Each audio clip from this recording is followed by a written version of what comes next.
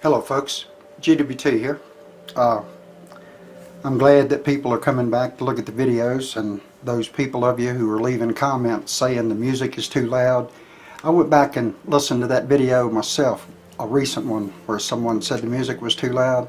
You can't even hear the music. I wish you people would quit distracting the good people who want to listen to the messages that I'm laying out. And this time, folks, this is a message for Christians or Christian oriented type people.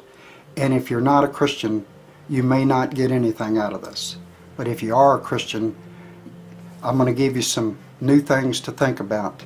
Just like when I compared all of the mountains and islands in the scriptures being moved out of their places, and then I put by a massive earthquake.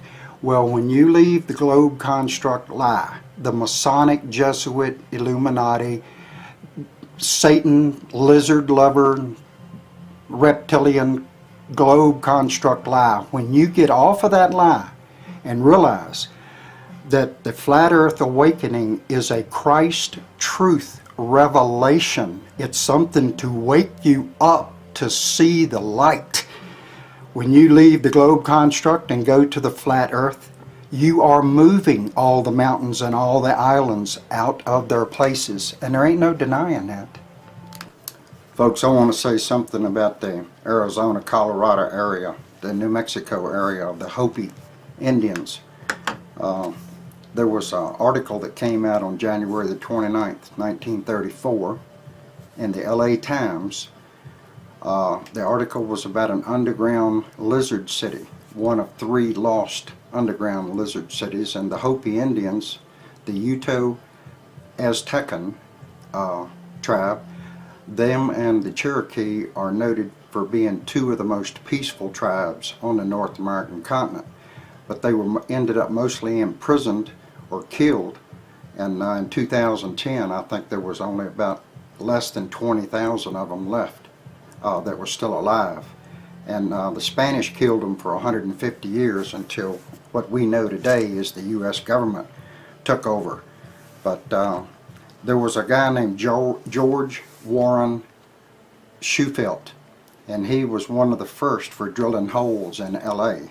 And others followed, of course, and one reptilian, a mythological city was discovered, and he mapped it out, and he was a geophysicist, mining engineer, kind of like Phil Schneider, if y'all are familiar with who Phil Schneider is. And but many priceless gold tablets were found down there. Could have contained information for tectonic weapons, who knows. But about their legend for the lizard people was about 5,000 years ago, according to the Hopis.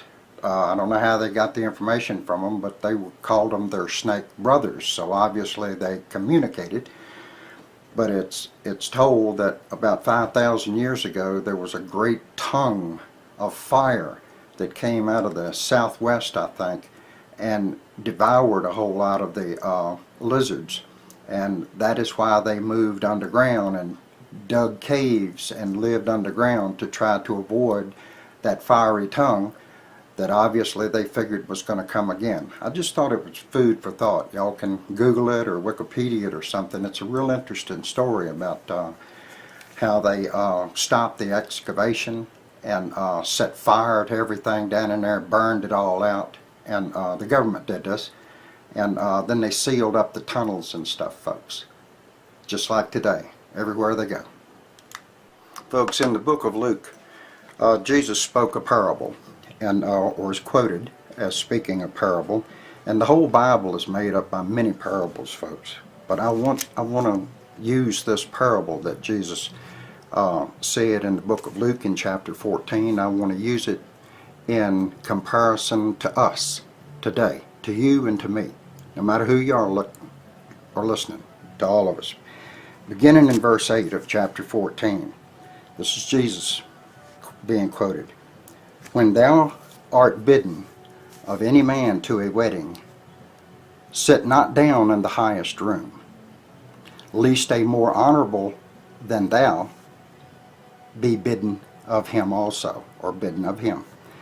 Verse 9, and he that bade thee, and him come and say to thee, give this man place, that thou begin with shame, and take the lowest room.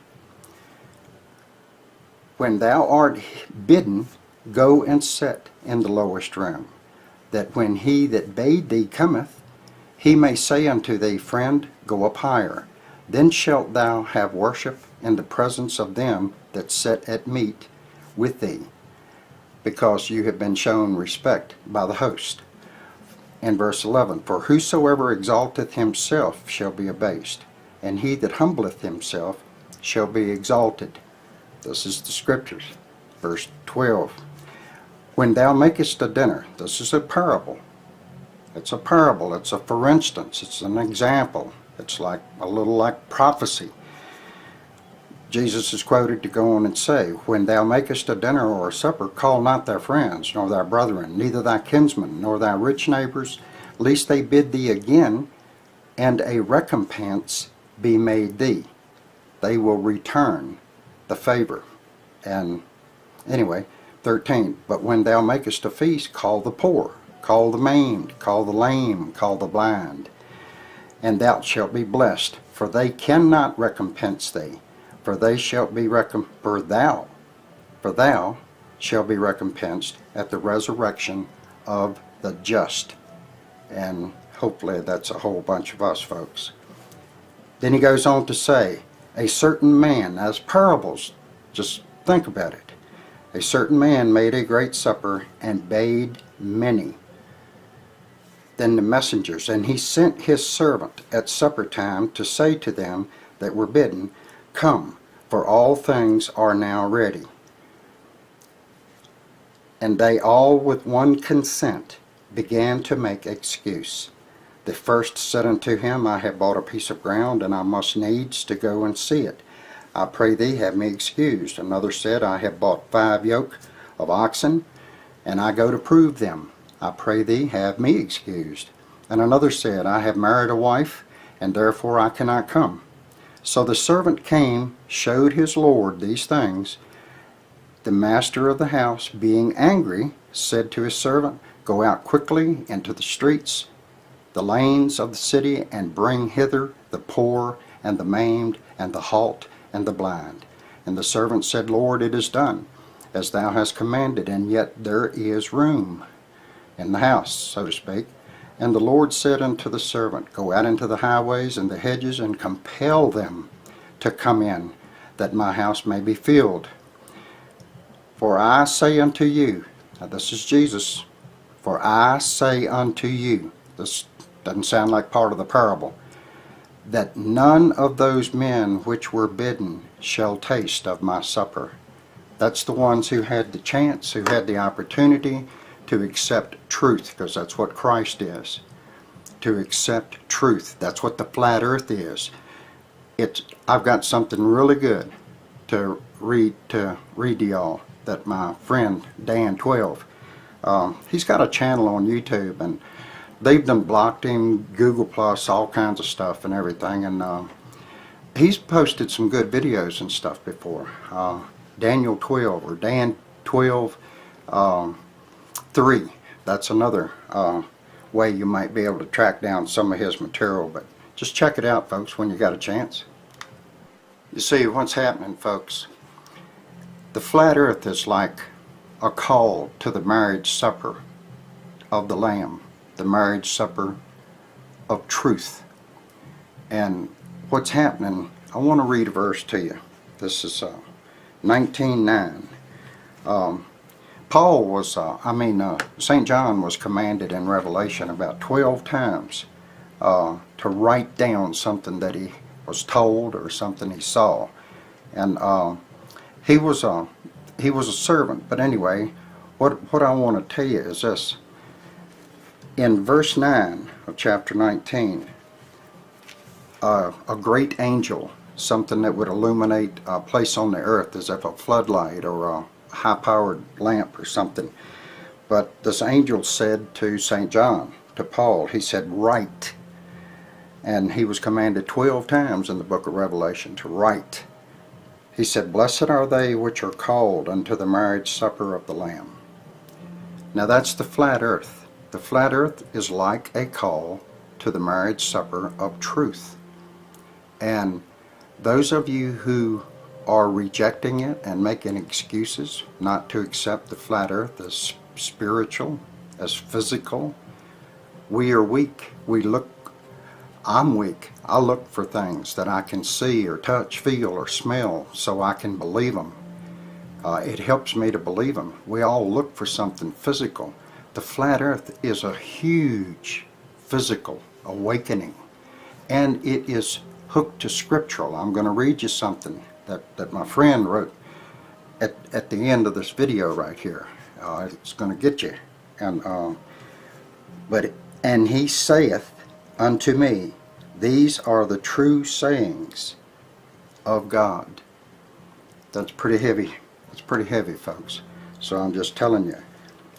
It's like that last verse that I read in Luke, where Christ says, those that were bidden, they are not going to taste of the supper because they turned down the invitation. And you folks are following after people who's not giving you the seriousness of the flat earth truth revelation, and that's what it should be. It's what it should be to all of you. You should embrace it. You should be, those of you who think you're Christians, you should be joyful about it because it's so supportive of the Bible, the whole entire Bible. Just stay tuned, will you? Folks, see, all of those excuses cut off their invitations, and they kind of gave up their birthright, so to speak. The marriage supper to accept truth as the flat earth is truth is an awakening that calls everyone, gives everyone, the good people, the bad people, everybody. It gives all of them a chance to come aboard to the Christ truth revelation. And your last, it could be your last chance. This could be the last big thing that has the ability to move you, to motivate you, to get you started. It's like your catalyst, or it can be used as a catalyst to awaken you. And folks, you should stop making excuses, or don't make excuses. You should accept the truth. Your mutual consent with one another, following after these false prophets and these false preachers who won't even touch the flat earth. Folks, they are so far from the Word of God, they cannot believe in the Bible. They cannot have faith. They have no fear of God. And y'all, someone says, I change words around. If I'm reading, I try to do it correctly. But these people know, and they're intentionally deceiving you and lying to you, blaming God for this and God for that. Folks, continue. Your mutual consent with one another. Y'all want it to be excused, just like the people wanted to be excused from accepting the call to Christ truth, which no better bridge can ever be built in this day and time than the spiritual and the Christ connection to the truth, which is visible with the flat earth and this whole globe construct by these lizard-loving evil people, whether they're fallen angels or whether they're just plain long reptilians that are smart. The plan with the globe construct lie created by the globalists, by the Masons, by the Jesuits, the Illuminati, that it was a plan to destroy faith. Do you understand? A plan to put down the Word, all of it. It's exposed by the flat earth, and it proves that that's one of the greatest lies that has ever been put before man. You should be immensely moved at finding out about this. You shouldn't shrug it off as something it's something that the government uses to fool the whole world. And that's a fact. The flat earth, for those who accept it, is your call. It could be considered your call to the marriage supper. I'm just saying, in relation, that parable could be considered with this flat earth as being a wake-up call to you. Not just a wake-up call to truth, but a wake-up call to the Bible, and to get it straight in your head that It may not be made up. It may be made up, but it may not be made up. But the flat earth, any way you look at it, should be a spiritual awakening to somebody who really is trying to be a Christian. What excuses? Consenting excuses. Everybody, it could cost you. I'm just saying it could cost you to deny the flat earth has a spiritual connection. It could cost you. And if you don't believe it, if you don't believe it's possible, then you don't believe in nothing. I'd like to shout out to Paul Carteret. You leave some pretty good comments there, man. Thank you. When I mentioned to y'all about the flat earth moves all the mountains and the islands out of their place, that's metaphorically too, okay? I meant that in a metaphorically kind of way. And just like those lizard cities that I mentioned, there's supposed to be 3 lost lizard cities on the west coast. These lizards were driven deeper underground. And it ain't just the people that drove them underground, folks, but the people had a lot to do with it, because when they got rid of the peaceful Indians who could get along with their snake people, their snake brothers, when they got rid of them, they were getting rid of the snake people too. The government's been covering up this stuff for a whole lot of years, But the excavation that was done, they found one city and they mapped it out. But remember what I said? It was stopped, it was burned out, and then it was sealed off. I want to say that any goodness or righteousness that you can earn in your life, now this is something that goes to your spirit, something that's collected in your conscience. Anything that you can learn that's righteousness or good in your life should be instilled in your bloodline. Others are seeing you. They use you for a role model. Now you can be good or bad, because everything is, the same things are offered to the good that's offered to the bad, and the same things are offered to the bad that's offered to the good. We choose. And it ain't, I don't think it's so much of a thing of free choice, it's just we choose. But personally myself, I don't see why somebody would want to use their life for evil over good. That's not me. Thank goodness it ain't me. That takes a special kind of stupid, the way I look at it. If you need to see something that can bring you to Christ, then take a spiritual look at the biblical writings of a flat earth, and then look at what you are really standing on, folks. Do you think you could stand up straight? Do you think you could play a ball game or fly a kite or do anything on a round spinning globe? Come on. And give some thought to who and to why these truths are kept from you. Think about that. Why don't you? It's not the popular cosmology that has the attention. It's not the shape of the earth, folks. It's the biblical truth, more than humanity has ever experienced since Christ was here, folks. This flat earth awakening, it should grab hold of so many people at the same time. I'm amazed that people aren't just screaming out loud about it. Now I'm going to read you what Dan wrote here. He said, there's a lot of people on YouTube that are talking and explaining the shape of the earth, or its cosmology, and they're trying to prove to you the scientific proof of it.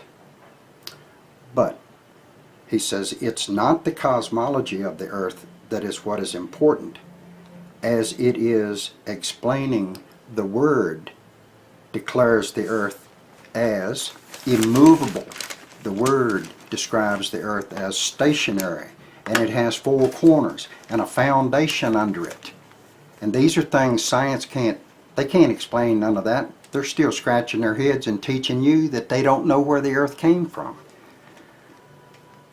When you receive the word as it is written, it should cause a complete transformational paradigm shift in your perspective that turns a light on to the parables in the Bible. See, those parables are put there to make you think, to make you compare things. The parables that Jesus spoke in, he spoke in parables. That way he could speak to everything in every direction at the same time. God is truth. Jesus is truth, and these are in the parables. With open eyes and the truth, it illuminates the parables, and in the messages to the 7 churches, it gives you a deeper understanding. It gives you deeper understanding of what he is saying in those parables, folks. Referred to as a wedding feast, I want to say, and that is what this is. It is referred to as a wedding feast, a feast of truth and of revelation to anyone who will attend. So you need to hear the call of that, folks. We feast upon the earth and become the truth, just as Jesus Christ is the truth. We became in his likeness. Those who dismiss the importance of truth are likened unto those who were bidden to come and to the wedding supper, to the feast, to the marriage supper of the Lamb. When you're bid to come and you make excuses, this is as a parable. That's why you need to think about it. Those who find the truth to be insignificant and they are in one consent, they all got together and agreed to not attend the supper. And all have given excuses as to why they could not attend the supper.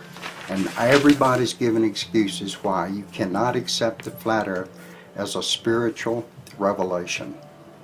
Just like many Christians in the churches today have given excuses for everything.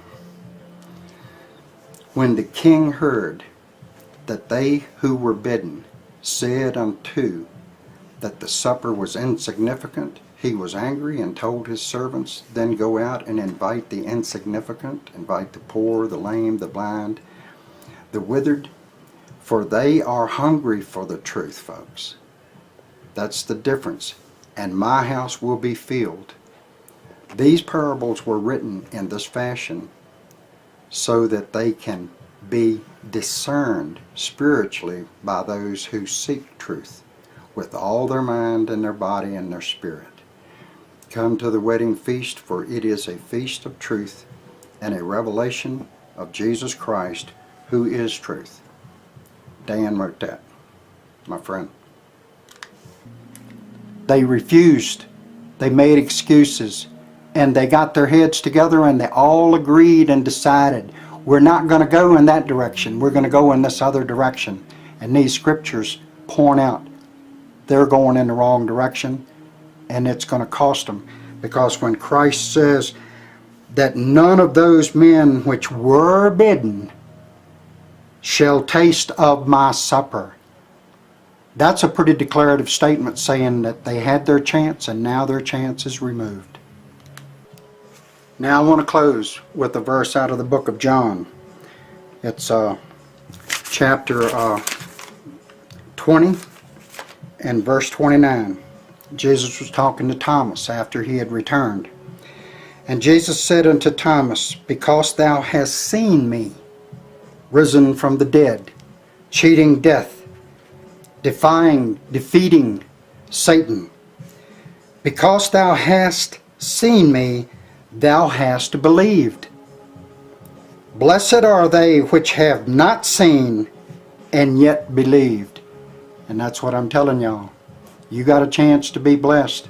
You better take that flat earth as a serious spiritual awakening, folks. And all these bigwig preachers out here who are in one consent to make excuses, to steer clear of it, to stay away from it, they are not following the scriptures. Sorry for them, because I would imagine the calling to most of the preachers that's already out here, it's already been taken. They'll never taste of that supper with the Lamb. Now folks, I want to tell you, those people that y'all follow, those people that you send your money to, those people that say the flat earth has no significance, it's not important, you don't need to worry about it, those people are steering y'all, I think, in the wrong direction. If you can't If you can't listen to this video right here and understand that somebody cares about you, somebody loves you, somebody's trying to wake you up, somebody's trying to give you some truth, then these people, folks, you need to try as hard as you can to tell the difference on who's BSing you and who ain't BSing you. And these people that uplift NASA and astronauts, N-O-T-S, they, folks, y'all been lied to and deceived by so much. If you're not moved by the spiritual connection of the Flat Earth Awakening, by the biblical connection, by the truth connection, if you're not moved by that, then how can you not be a little moved by finding out that you've been taught a pack of BS, you've been taught lies, your children are taught lies. They're sticking your body, they're feeding your body, they're covering your body with poisons all of the time. These are the same people who covered the flat earth up from you. If neither one of those things, the biblical connection or your senses and your emotions, that connection to all of the lies and all of the deception, all the robbery, all the murders, people have been murdered to keep these lies secret, and y'all ain't moved by neither one of those things, I don't feel sorry for those of you who won't go at least one or the other of those two ways. I have no sympathy for you. I feel sorry for you. The rest of you, good luck to you. Hang in there.